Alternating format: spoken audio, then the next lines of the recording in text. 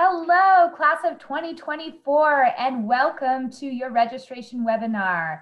We are so excited to have you join us today. You've done so much work all summer long, and now you have hit that moment where you get to actually work on your schedule. So again, my name is Sherry Obrentz.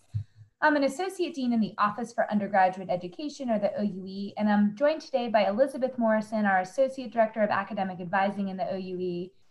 We have some slides prepared for you, but just as a reminder, so much of this information you've heard before.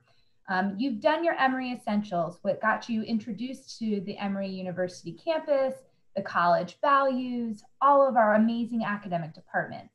You went through pre-registration advising. Over 94% of you made your appointments, and for those who might have missed them, we have a Mach 1 video online for you to go back and review. You have your reference pages, which is an amazing searchable PDF that actually has probably 99% of the answers of the questions that you're asking.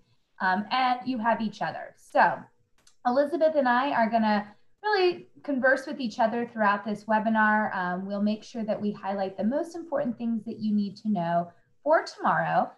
This is also being recorded, so you can go back and reference this if you feel like you need to hear us one more time before you register yourselves. But remember, registration is a process. We will say this probably 10, 15 times today. Registration is a process, not an event. This is just that next step in the process, and we're really excited to see what you guys come up with. So Elizabeth, we'll get started with that first registration window. Great, thank you, Sherry, and hello to all of our first years and all of our families who are joining us today. Like Dean Oberon said, this is a process. It's not a one and done event, right? So the first time that you're going to be able to log on to OPUS and register for your schedule is going to be tomorrow, August 10th at noon Eastern Standard Time. So whether you're in Eastern Standard Time zone or in a different time zone, just make sure that you're going ahead and setting an alarm or an alert, because that's when you want to go ahead and jump on and you can access all of the courses that you have put in your shopping cart and begin that registration process. And you'll have about 36 hours to do this in your first enrollment window.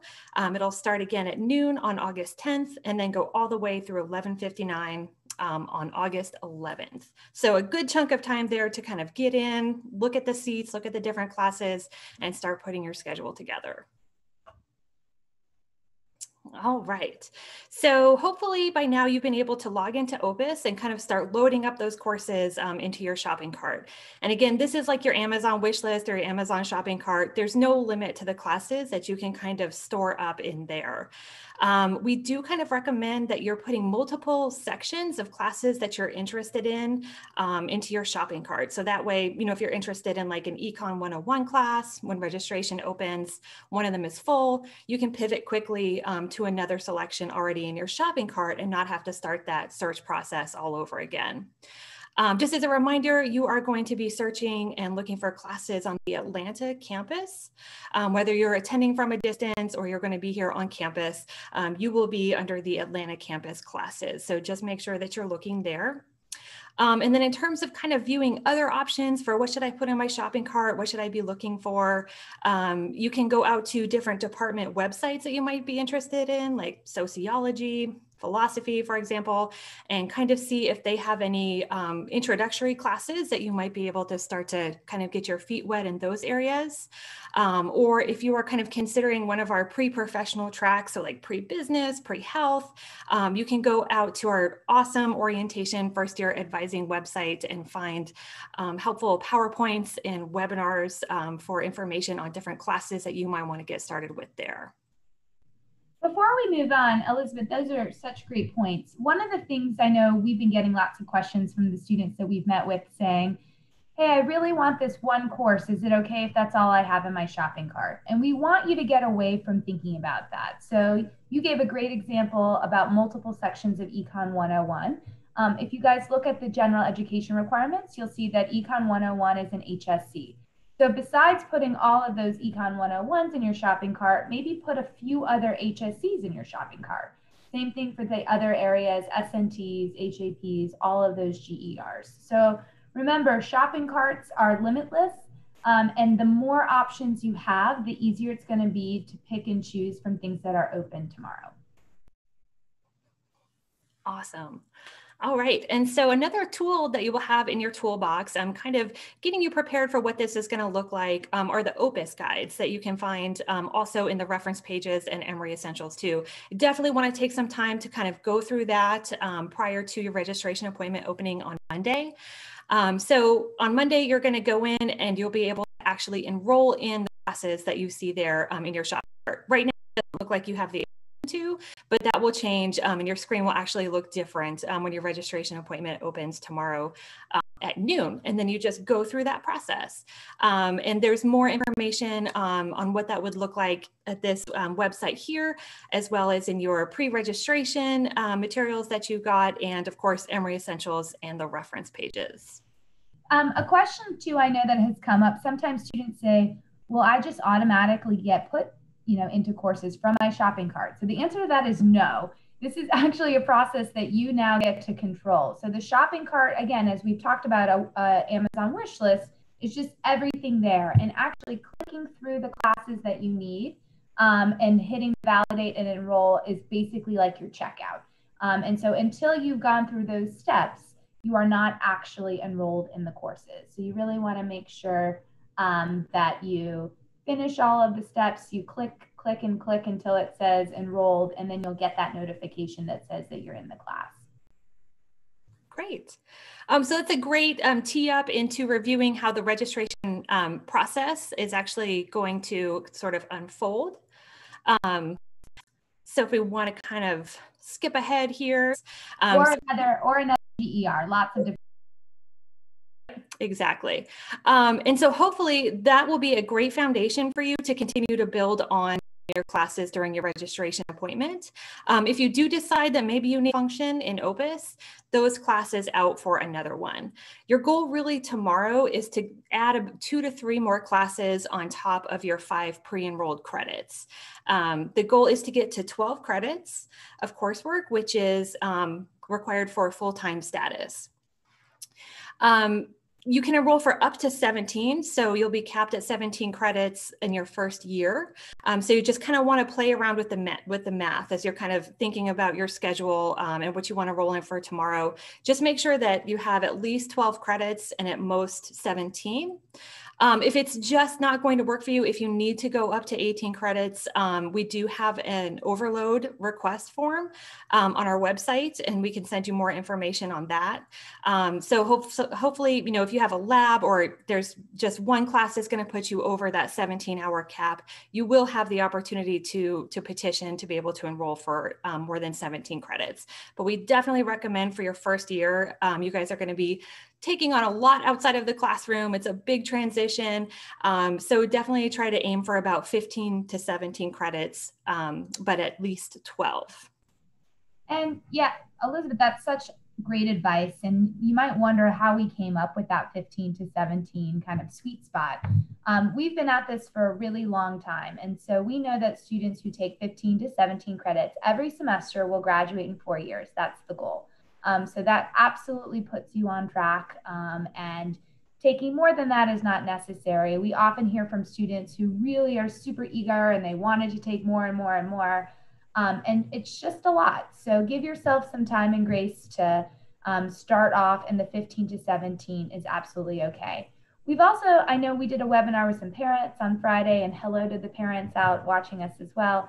If you only end up with 13 or 14 credits, is that okay? And the answer is yes. That absolutely is okay. That 12 is the minimum that you need. And sometimes just the courses that you're interested in or how the schedule is working, especially with the time zones, we know that could be a challenge. You might end up with only 13 or 14. That's okay as well. Everything that you're registering for now counts towards graduation, whether it's general credits or GERs. So there's no waste in anything that you're doing as we continue to add. Awesome, thank you. And then once you're kind of going through your enrollment process, you'll also see the opportunity to waitlist for classes. And again, definitely want to check out the tutorials in your reference pages on the waitlist and the swap process prior to your registration appointment opening tomorrow. There are just a couple things to keep in mind about the waitlist. It works great if you just remember some sort of quirks about it. You'll be able to waitlist for up to 19 hours of courses this semester. And those won't count against your enrolled hours. So you can go ahead. The best thing to do is really register for your full schedule first, and then go back and add yourself to different wait lists. When you are kind of going through that process, you'll see that there's an option called swap if. And basically what that's doing is giving OPUS permission to switch you out of a class where you may have a time conflict somewhere else in your schedule if a seat does come up in that class. If you don't give OPUS that permission, even if a seat comes up and you're number one, it'll go out, it'll check for a time conflict. And if you haven't given it permission using that swap if function, it'll just kind of keep passing you by. So that's why it's a really great idea to go ahead and get your schedule worked out first, register for your full schedule, and then go back and be sort of strategic, not only about the 19 hours that you're choosing to waitlist yourself for, but making sure that you're not going to have a time conflict. And if you do, you're choosing swap if to clear that conflict. All right, so we're going to take a break. We're going to switch topics a little bit. So you have kind of the basis through OPUS, what you're going to do tomorrow, getting ready with that shopping cart. And there are a few other things that could influence the classes that you choose, not only this fall, but really throughout your entire time at Emory. So let's talk a little bit about your AP and IB credits. Lots of you are coming in with these. That's fantastic. As a reminder, you can only come in with 12 credits for AP and IB that can count towards graduation. If you have more than those 12 credits, they can still get posted on your transcript and be used for placement. So again, not for credits towards graduation, but placement so you can start at a higher class. If you don't have any APs or IBs, that is absolutely okay too. We have lots of students who are starting from scratch at Emory and still graduating on time with those 15 to 17 a semester. So absolutely okay. For the APs and IBs, you had to officially submit your scores from the College Board or the International Baccalaureate programs, and those have to go to our Office of Admission. So I know lots of different offices here. Elizabeth and I work in undergraduate education. That's different than admission, who admitted you all. And they're the ones that are going to review those credits, make sure that you have the scores needed, and post them. They're pretty up to date. So anything that they received by July 31st should be posted now in OPUS. If you maybe waited or weren't sure if they got them on time, it's okay. You still have time to submit your scores. You actually have until December, but we're really, really, really going to push you to do that in the next week or so.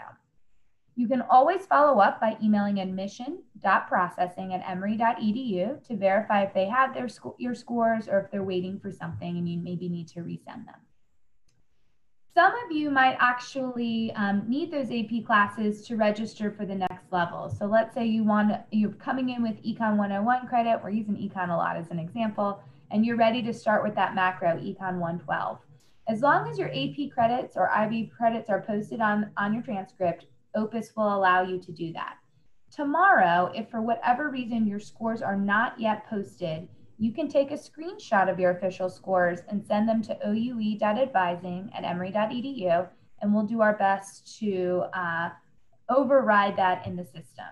The importance here, though, is that if you don't need that class for the fall, if you're not going to take Econ 112, there is no hurry for this. So really use that screenshot only if you really, really, really need a class this fall and you need that override there. For previous, sorry, if we can go back to that slide. If you have previous college credits, the process is a little bit different. In this instance, you do actually have to submit your official transcripts to admission and then also fill out a form for them to evaluate. And so this takes a little bit more time. It's not an automatic thing, just like your AP or IB scores. And for those of our international students who took A-levels or some of our other international exams, we know that it takes a little bit of time. So if you know that those scores are going to come in, we probably will have you wait to take those classes if you're pretty sure that they're going to count for credit. There's no problem in waiting even until spring to take a class if you think that you're going to get credits for something. So again, admission.processing@emory.edu, that's to make sure that they have your scores or your transcripts, and then oue.advising@emory.edu for the screenshots if you need an override for this registration period only. And I would just add to that, Sherry, just remind you, if you are going to be setting a screenshot in through oue.advising, that you're also including the information, including the section number of the class that you're requesting the override for. Yeah, great. And actually, that's a good point. When you're emailing about anything, this is good protocol. We'll talk about it later in PACE. Make sure you include your full name and your student ID number. This would be to admission. This is to us. A lot of times, your preferred name is not what is stored in our system, or there might be many John Smiths out there. And so we want to make sure that we're connecting the right records to the right student. It's good practice to do that moving forward. Okay. So you might notice now that some of the classes that you're really interested in or really excited about look closed. For example, those first year seminars, we had a number of seats. We did not have seats for all first year students. That's by design because lots of first year seminars will be offered in the spring. And so right now, if those classes are in your shopping cart, they'll look closed. There'll be a little bit of a blue square. Every class has a different protocol for how you can request an overload. Some classes will only use the waitlist. So that's what Elizabeth talked about earlier. It's the generation where you put yourself on that waitlist, excuse me, use that swap if function, and then let OPUS work its magic. Other classes might stay closed without a waitlist. And if it's something you're really interested in, it is absolutely okay to send a very polite email to the professor who's listed in the course atlas, saying, I'll use Elizabeth as an example, Dear Professor Morrison, my name is Sherry Obrentz. I'm a new student at Emory. I'm really interested in your class. Can you tell me what your process is for overloading? Some of them might say you have to wait out the add drop swap period. Some of them might give you a Zoom link for you to attend during add drop swap. Some might have another process where they'll put you on a personal list. So it's okay to be polite. Don't bank on it though, and you gotta respect what they're saying. A lot of classes are limited by size, especially in an online format. I know that question comes up a lot. If we're online, why can't we just add a million spots? These are still our Emory faculty who want to engage and share their materials as if they were in their real classrooms, and size limits actually make a difference. So we have to respect those class limits and really work with our departments and our faculty to listen to what they're doing. Again, politeness goes a very long way. And there's very little that you absolutely have to take in this first semester besides health and PACE. So saying that you must is usually not the way to go. We are in Atlanta. We like the kindness here. So, you know, using that honey instead of vinegar goes a long, long way. All right. Some of our courses have what we call permission numbers, and those will be listed in OPUS or in the course atlas if that's required. For those of you interested in things like creative writing, a lot of our creative writing classes have permission numbers, and that's just to make sure that you're in the right area. Some of our, I think, film studies classes have permission numbers. There aren't a lot, but if you come into contact with this, or if OPUS says you don't have the right permission number, you're going to use the same process for that closed class. You're going to email that faculty member very politely, your name, your ID number, explain to them why you're interested in that class, and ask what the process is for receiving a permission number. And they should let you know whether or not they can do it themselves or give you a permission number through that department. Prerequisites. I know we talked about this a lot in pre-registration advising meetings and some of your other resources as well. A prerequisite means that there's a course that you have to take before you can go on to upper level courses. Since Econ 101 is on my mind right now, we'll use that as an example. Econ 101 Micro is a prerequisite for Econ 112 Macro. Math 111 Calc 1 is a prerequisite for Math 112. Again, these are posted in the course atlas and OPUS. So if you try to enroll into a course in which you don't have an appropriate prerequisite, you'll get an error message. That's a great thing about OPUS. Some classes don't actually follow the number rule. And so, for example, Psych 110 and 111 are both introductory courses, but you can take them in any order. So again, you want to pay attention to the descriptions in the course atlas to see what has a prerequisite or not. And if you're waiting for those AP or IB credits as well, in order to enroll in a higher level and they are not posted, that's when you'll send us the screenshot. Otherwise, most 100 and 200 level courses are appropriate for our first year students. And so you should be free to register in those, especially if you have the prerequisite. Okay.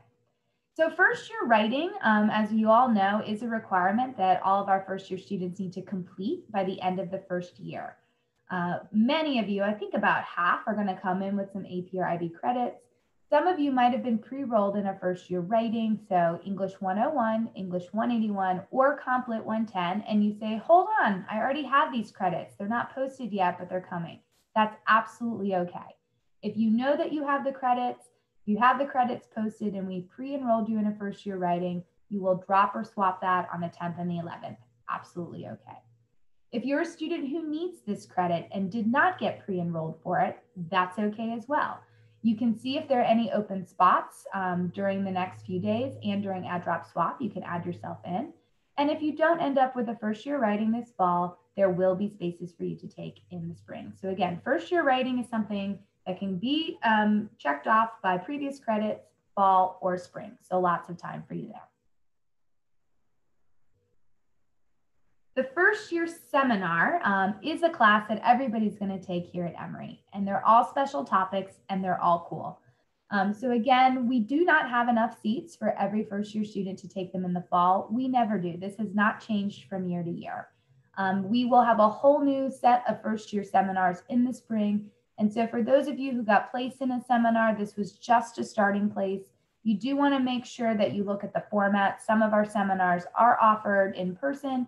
And so if you are, we did our best to match those up by residence halls, but it's okay if you need to swap it. If it doesn't fit with your schedule, if you're now not coming to campus and you're in person, please, please, please swap.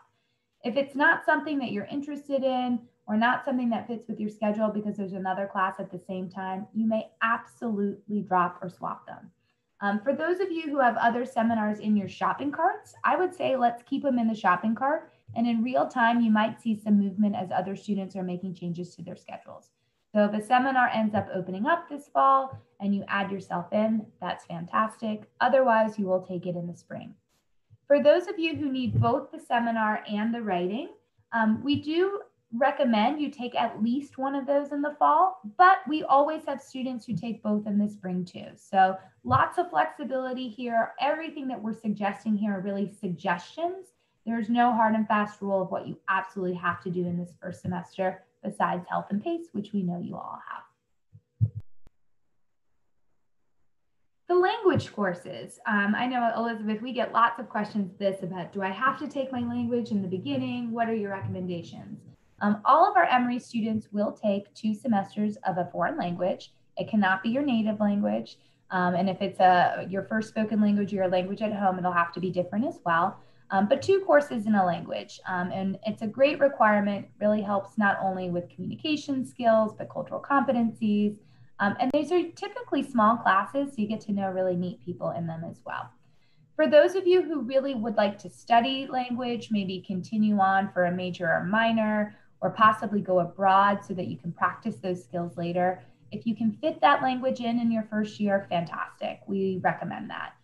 If this is something that's just not going to fit in your schedule, let's say you're taking 2 lab sciences or you're working on those business prerequisites or other things, that's okay too. Remember, you have your entire Emory career to finish all of your requirements. Because the language, though, is a 2-semester requirement, this is not something you can leave to the very final semester of your senior year. So if you haven't knocked this out by junior year, you really want to make a plan for that. A lot of our language classes have placement exams, but not all of them do. Please refer back to the reference pages. There's a whole page on the languages that link out to each department, and will tell you if you have them, a language placement, or if you just need to speak with the coordinator in that department. If you didn't do it in time for Monday, that's okay. There's still some time to connect with your academic departments and ask. If you are not planning on taking your language this fall, if you're 100% sure, you can wait and take those language placement exams or talk to the coordinators at a later time. So there is some questions about the HAL versus the HAP, the Humanities, Arts, and Performance, and that's because those really fulfill the same requirement, Area 7 of the general education requirements. So we just talked about the languages, and if you think about it first, as long as you're doing 2 semesters of the same language, if you start with an AP or IB credits, those could count as 1, and then you continue on in that same language, the HAL is done. Then you can start thinking about the HAPs. If you continue with a language at a 200 level, all of those courses could count as a HAP. But if you decide that maybe you came in with Spanish AP credit and then you take French for 2 semesters, what happens with those extra Spanish credits? One of them, or anything language at the 100 level, could count as a HAP. But if you're not going to continue at the 200 level, then you have to pick another course from the HAP. I think the HAP, I'm a humanist myself, along with a social psychologist, are my favorite category of classes. There are so many cool things to take in those areas: art histories, English, philosophy, East Asian studies, Jewish, so many things. So make sure that you really kind of check on those GERs. If you're doing your course atlas searches by the GERs, it'll give you such a broader sense of what's out there to give you more options as well. And then when to take your continued writing. So all of our students have to take 3 continued writing courses. If you're planning to go to the business school, they ask that you do one of those before you go to the business school. We'll say that if you love writing and you've come in with that first year writing credit, you could start with your continued writings now. For those of you who are waiting to take your first year writing fall or spring, please wait to take your continued writings. The cool thing about continued writings is that they're literally in every department. So we have continued writing courses in dance or math or science classes. And so when you feel comfortable to do that, I think my best advice around continued writing is pick a class or a topic that you're actually interested in, because you're going to be writing a lot in it. I will also say, once you figure out what your major is and you have lots of time to do that, I guarantee at least one of the classes in your major will fulfill one of these continued writings. So you have lots of time to do these as well. This is also the only GER that can double dip with others. And so that was a good question I think a few of us got over the summer. If it says HAPW or SNTW, does it count? Yes, it can double dip for both. And so that's something cool to look out for. All right, we're coming close to the end. I know you guys are asking great questions, but one that comes up a lot, especially as you're starting off your college career, is, can I just take things pass-fail? We call that satisfactory or unsatisfactory here at Emory or SU. In the short, you can take up to 20 credits for satisfactory, unsatisfactory in your entire career at Emory. So 20 credits, somewhere between 6, 7 classes maybe, depending on those credits. But you really want to consider the general education requirements and your major and minor requirements. So if you're going to get credit for a GER, it has to be for a grade. If you're going to take something as a prerequisite for a major or minor, it has to be for a grade. If it's a prereq for business or nursing or maybe, graduate school later, it has to be for a grade. So we find that for most first-year students, you're going to be taking almost everything graded. This ensures that you're going to get those credits for the GERs and possible majors or minors or other things. One class that is always SU is PACE 101. It's automatically set up that way. It does not count against those 20 hours that you can take pass-fail, so you don't have to worry about that. But in one of the steps as you're enrolling, it'll ask you about what grade you want graded or SUS, and so you're pretty much going to pick that graded. You do have until October 9th, so almost 6 weeks into the semester, to decide if you want to take something pass-fail or keep it graded. So don't worry too much, but for now, let's start out with a graded and then use the information you collect throughout the semester to make those changes. All right, I'm going to turn it back over to Elizabeth. You've heard me a lot to talk more about this balance of the 15 to 17 credits and what that could look like for you. Yeah, absolutely. So, like we said earlier, there is going to be a lot that you're taking on outside of the classroom. Your first semester in college is a big transition, and so you do want to give yourself a little space. This isn't necessarily the semester that you want to really over challenge yourself or overload yourself. That will come later on in your journey through college. But really just kind of taking a look at everything, your other obligations aside from class, how that's going to factor into your experience this semester. Generally, we are just kind of reminding everyone that for every 3 credit class that you're enrolled in, that's going to be about 6 to 9 hours of additional work outside the classroom that you want to make sure that you're planning for. And when you're kind of going through and building your sample schedules, you want to kind of keep an eye on the synchronous course meeting times. And that's found in OPUS and the course atlas. So whether you're attending at a distance or taking anything in person, you just kind of want to think of those synchronous meeting times as just as if you need to show up for class. That's the date and the time that you'll need to be present to log in, to interact with your professors and your classmates.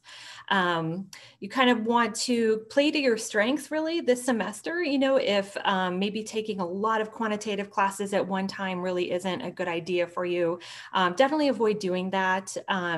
Like we mentioned before, this is just a great semester to explore. Emory's got an incredible depth and breadth of disciplines and courses available. I think it's like 86 different areas that you can major in, and I think 63 that you can minor in. So this is a great time to kind of get your feet wet in different areas. The chances of doing really well in a class go way up if it's something that you're interested in. So these are just sort of some things to keep in mind. And then I would also just plug a service that we have available through an office here, actually in the OUE, it's called ePass. And this is the office that provides academic support and tutoring. And they have these great people called academic coaches who are upperclassmen, so juniors and seniors who have kind of been where you are. They've gone through this transition and developed some great tools and resources and habits for making a reasonable plan to be successful in the semester. So they can sit down with you, look at all of the courses that you have and all of your outside obligations, and kind of help you with, create a plan of attack for a successful semester. We just kind of want to keep that in mind when you're crafting your schedule for tomorrow. 15 to 17 credits, at least 12, and don't, try to overload yourself too much. We're giving you permission to do that, okay? And I'll say too, there's lots of chances during the add-drop swap period that you'll continue to make those changes to your schedule. And during add-drop swap, you'll actually be able to go log into classes and meet your professors and review the syllabi to make sure you can see what's neat for you. We know not all of our students will be joining us on campus. It's about 65% coming to campus and 35% studying remotely. And so there will be lots of other opportunities to connect with faculty members and clubs and organizations. And so just know, even if you don't have classes in person, that's okay. Our faculty are really working on creative ways to still bring the campus to you, or to meet outside of the classroom if you are here in Atlanta. They're being just as creative as we would hope that world-class faculty are being, and thinking about ways to deliver that content to you. Our campus life partners also have this great virtual community hub. Well, there'll be lots of opportunities for you to connect, not only with student clubs, but lots of events across the university. So when we're talking about that 15 to 17 credit hour limit, the assumption is that you're going to be filling your time with a lot of these other activities too. And so you want to give yourself the time to do so. Awesome. So the question of textbooks, you'll be able to check out the course materials that are required for each class in the class notes in OPUS or the course atlas. So you can kind of start to get an idea of what would be required. Our bookstore here is set up to ship anywhere in the world for anything that might be required for one of these classes. So you definitely want to check out their website as well. You might want to give yourself a little time. It does, I think, depend on the class during that add drop swap period before you've really finalized your schedule to decide whether or not you're going to go ahead and order those materials. But either way, that information will be there in the class notes in the course atlas. So definitely, as you're kind of building your schedule out, check that out and kind of keep that in mind. All right, I got ahead of myself when I talked about add drop swap, but I get so excited about it. So tomorrow and Tuesday, you're just taking the next step in that registration process. And then between August 17th and the 26th, our add drop swap period, all of our students will be making changes to their schedules. So again, the same rules apply. You still have to stay between 12 and 17, and all first year students have to have at least PACE and health. Other than that, you can change your schedule as much as you want. You can even change the sections of PACE and health, but they have to stay on your schedule. So you get a whole 9 days to really look back through, make sure you're in a well-balanced schedule, make sure that it's something that you can live with for just 16 weeks. But remember too that spring isn't so far away. So if there's something that you really had your heart set on, a class that you said, but this is going to set me up for my major, those types of classes are typically offered every semester. So even if you don't get that this fall, it is going to be okay. Spring is just a few weeks away. It's hard to say that. I know we're still in the middle of summer, but absolutely something okay.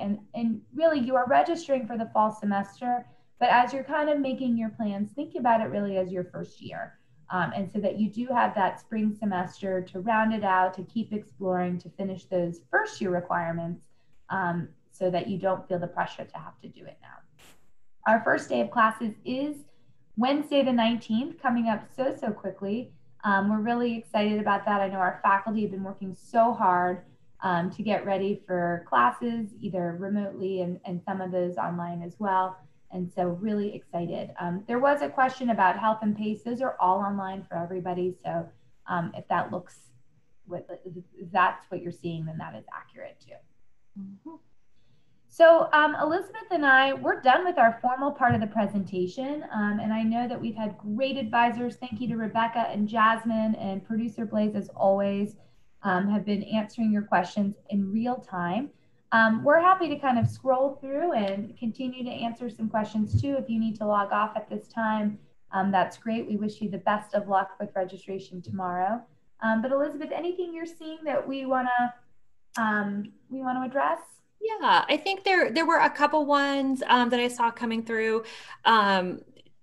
Are students able to register just for 8 hours tomorrow or for their full schedule? And the answer to that is starting tomorrow at noon Eastern Standard Time. through midnight on the 11th, you will be able to register for your full schedule. So not just the first 8 hours. So definitely want to just be prepared for that. You can log in, see those 5 pre-enrolled credits that you've been enrolled for, and then be prepared to build on 2 to 3 other classes on top of that. Yeah, one of the weird persnickety things about Opus is that because you're right now under that 12 credit limit, if you try to drop something, it won't let you drop until you get to that 12. So if you're pre-enrolled in something that you don't want, your first order of business might actually be to swap one of those classes with something that you do want, and then continue to build up until you get those 12 credits. So remember, Opus is still a machine. It does its best, but has some limitations. And using that swap instead of the drop at the beginning might be helpful. Mm-hmm.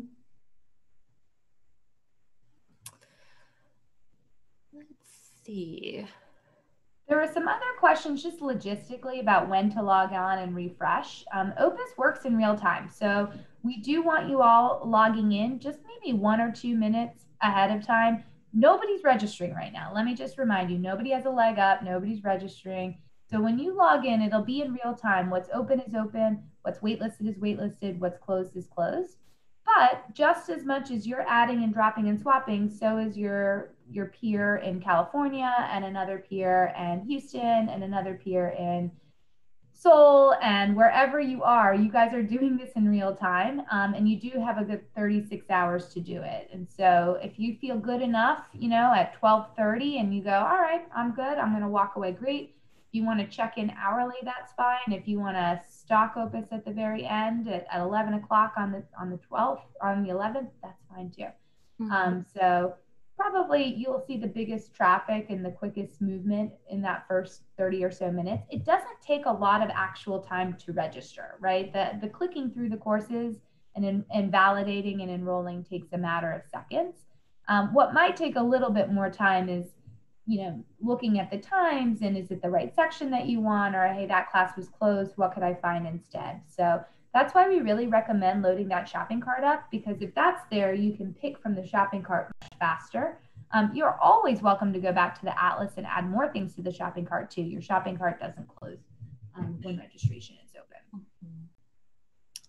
Yeah, I would also add that a really good thing to do between now and noon tomorrow, just in case you haven't, is to go ahead and go through those Opus tutorials that you can find in the reference pages in Emory Essentials 2.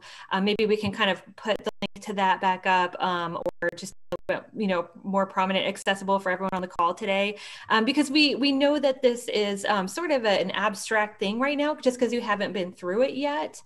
So it's a really good idea if you view those tutorials, you'll be able to see what does the waitlist process look like? Where is that swap if button?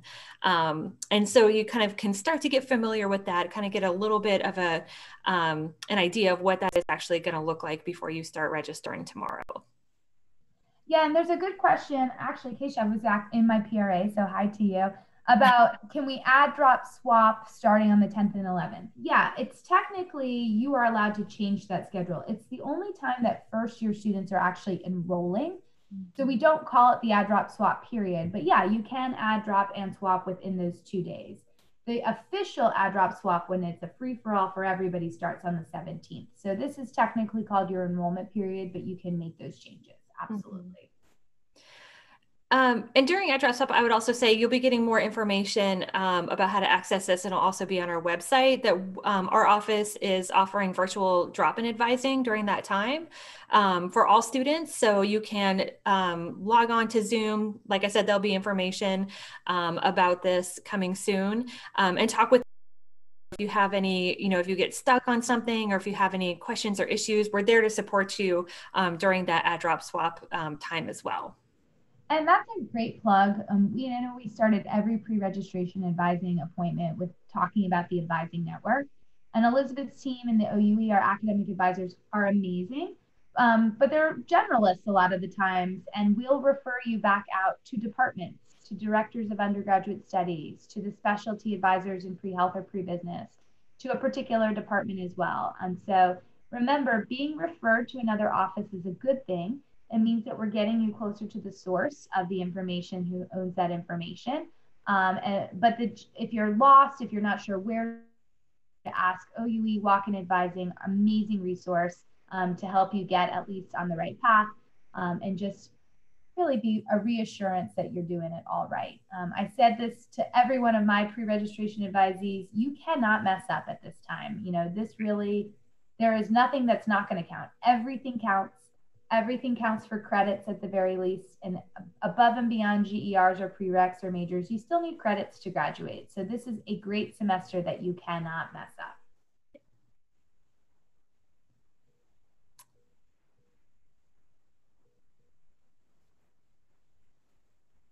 There's some questions about enrolling multiple classes at once. I do believe you're allowed to click a few things from the shopping cart and hit the validate and enroll, but watch those OPUS guides. So Elizabeth and I have actually never registered as students before because we're not students. But the OPUS guide should really walk you through that and give you those details.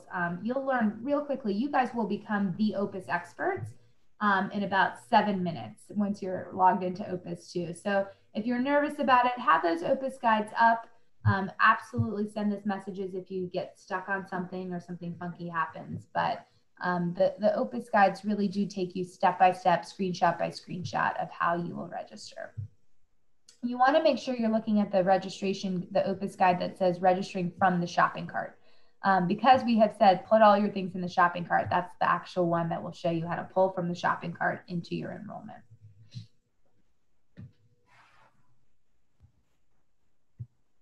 All right, as we're winding down, Elizabeth, any other great tips, thoughts you want to share? Well, I would just say, I would just want to assure everyone that this is a skill that you're developing right now, getting familiar with OPUS, getting familiar with the registration process. And so we know that it might be a little strange right now, but you will be experts by the time you register for your spring semester in October. I guarantee that. So just take your time, go through the process. Don't forget, noon tomorrow Eastern Standard Time through midnight on the 11th, and then again the 17th or the 26th, and you guys will do great. Yeah, and read your emails. So we sent a good email Friday evening that kind of explained what pre-enrollment looks like. We'll send you a nice little reminder tomorrow morning in case your alarm doesn't go off about all the things you need. But we are really summarizing so many of the questions that you've been asking were addressed in emails that we sent on Friday. We're happy to talk it out again. I know it's new and you want to check the knowledge. But part of being an Emory student now is really using the resources and the messaging that we've provided for you. So make sure you read those through. If you do have specific questions about a communication, you can always reference that as well. But we've tried to really think through all the different scenarios and questions you might have as well, so that you're feeling really excited and prepared for tomorrow's registration. Great. Well, we just want to thank you again for spending some of your Sunday, whatever time it is, nighttime, afternoon, morning, with us. It's been such a pleasure to get to know you all throughout the summer, throughout Emory Essentials, throughout pre-registration advising. And we're really, really excited to meet you wherever you are joining us from this fall in the fall classes. So have a great rest of the day. Good luck tomorrow, and we will see you soon. Bye, everybody.